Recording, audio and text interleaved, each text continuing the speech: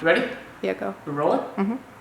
All right, hi everyone. So, I'm here today on set, and I just wanted to make a quick video because I just finished setting up some lighting over on the other side of this little office space that we're shooting in today.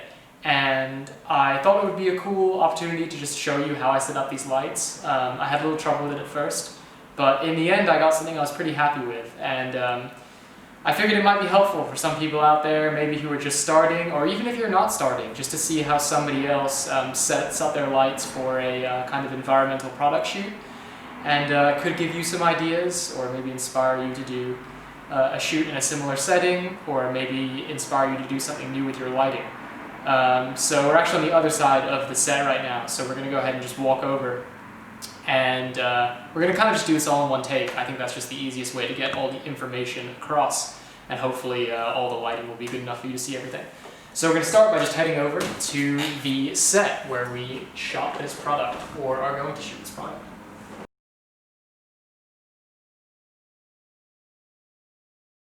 Okay, so this is on the left-hand side of the set that you just saw, and what it is it's a big foldable V-flap.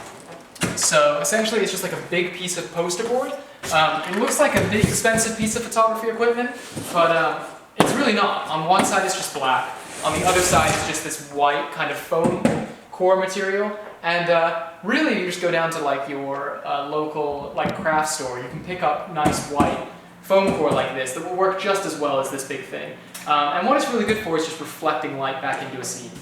So I just kind of had that set up on the left here, and you'll see what I use that for in a minute. Great, so just moving past that, we come into the scene, and it'd probably be best for you to just swing into the back there so you can see the whole setup again. Great, so the product that we were shooting in this scene was this yoga mat that's right here on the floor. And the client requested for the scene to kind of look like an apartment setup.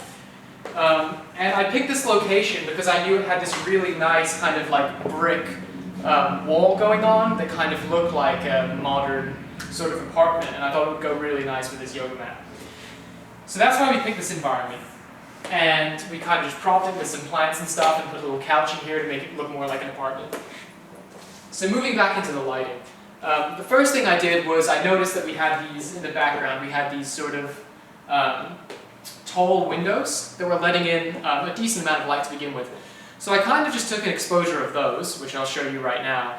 And you'll see a lot of lights coming in, but it's very kind of blue and very kind of hazy light. So I knew I wanted to use some of that, but after seeing this image, I decided I didn't want to use much of it. So essentially what I did was, you'll see there's multiple windows up here, and I closed all of them but one. I decided I'm just going to use this one window as sort of like a backlight. So something else that I did was I took this little scrunch here. Guys like this are pretty cheap.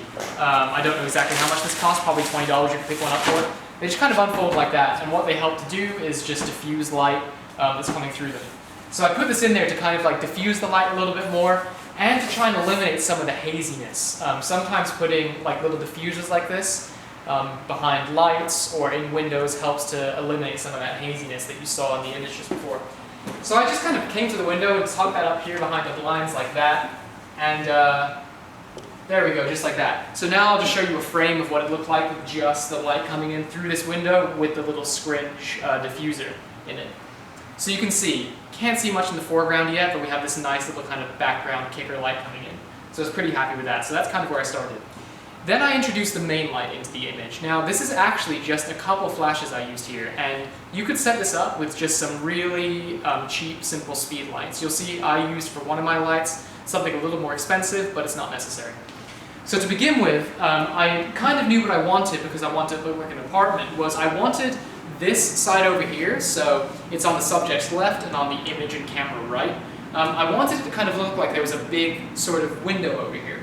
So what I did was I took this big piece of diffusion cloth. Now, I don't actually know who makes this, but and I don't know how many stops diffusion is, but basically you can use just about anything you have in your house for this that's a little bit transparent. So if you have some bed sheets or whatever it is, you can take that, hang it up, and what it does is it kind of makes this really big light source that's very diffuse, and it looks kind of just like you have a big window off to the side. So I set that up here on these Savage stands. Again, you can use just about anything you can hang a big piece of cloth from, and that's kind of what I use as my main light for the image. Not the actual light, obviously, but just what the light is passing through, and it looked like a window. So behind that, what I did was I just put this big softbox. This is an Elinchrom D-Lite RX4 that I'm using. But like I mentioned before, you really don't have to use something this powerful, bulky, expensive. You could get away with just a little speed light back here pointed towards that diffusion cloth. Now say you did set up your speed light back here and you thought the light looked too harsh. Something you could do in a setting like this is just take your speed light and fire it into this wall back here. We have a nice white wall back here. So what that will do is just bounce the light off the wall and back into the diffusion. And then you'll get kind of a much more diffuse and less hot kind of sourcey light. So yeah, if you don't have something expensive like this with a nice big softbox diffuser on it, just get kind of creative, you know, bounce your harsh little speed light maybe into a white wall or even into another big white piece of foam board. Really, anything works there. So yeah, I'm just taking this light and firing it into that diffusion cloth I showed you before. And like I said, that kind of makes this really nice big sort of window-like light coming through. So after that, what I noticed was that I was very happy with how the kind of window light was coming through this cloth, but the subject's right-hand side of the face on the image left was quite dark. So that was helped by this V-flap I showed you before. The purpose of the V-flap I showed you before was to kind of try and bounce some of that light back into the subject. But I noticed it wasn't doing quite enough for me. It wasn't doing quite enough with just the light coming from here and the light coming from the window. So what I did was I just took one of these cheap little speed lights right here. This is just a little Altura speed light I've had for a long time. And I just set this to optical slave mode so that whenever this fired, this guy would go off. I popped it right up here on the couch just like that, and I fired that into the V-flat or white foam core, whatever you have, and that kind of allowed me to balance the light on both sides a little bit. I still wanted to have it stronger on the subject's left-hand side, on the right-hand side of the image, but I did need something over here to kind of try and balance it out a little bit.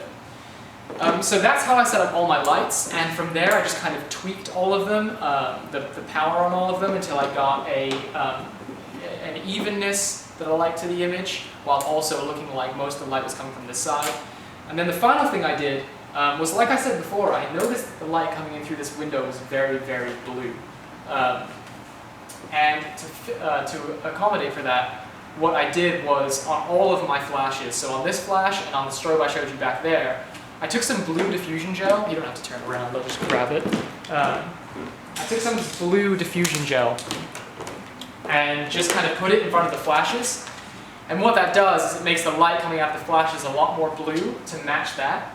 And from there you can just kind of tweak your color balance so that the lighting doesn't look as blue, right? Once you have everything matched, you can do whatever you want with your color balance to make it look a lot warmer, or whatever the desired effect is.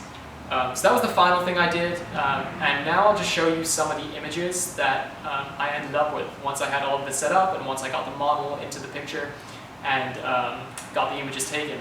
And as you can see, you know, it looks like a lot of kind of clutter when you're just walking around and I'm talking about it, but in these images, you wouldn't really second guess that this wasn't just in an apartment with like a nice big window or something like that.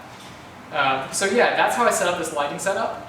Nothing too complicated. I did have a little trouble kind of trying to balance the light in the background with the light on both sides, but I was very happy with how it came out in the end.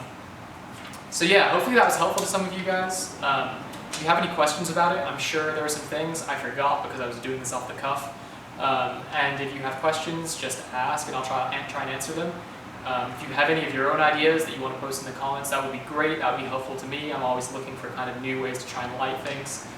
And yeah, hopefully this video was helpful, enjoyable to watch, and hopefully I'll be back with some more videos at some point that are produced better than this one, because I realized that this might have been a little bit jarring to watch with all the camera movements and no cuts and everything, but anyway, there we have it. A nice product shoot with this yoga mat and how I set it up.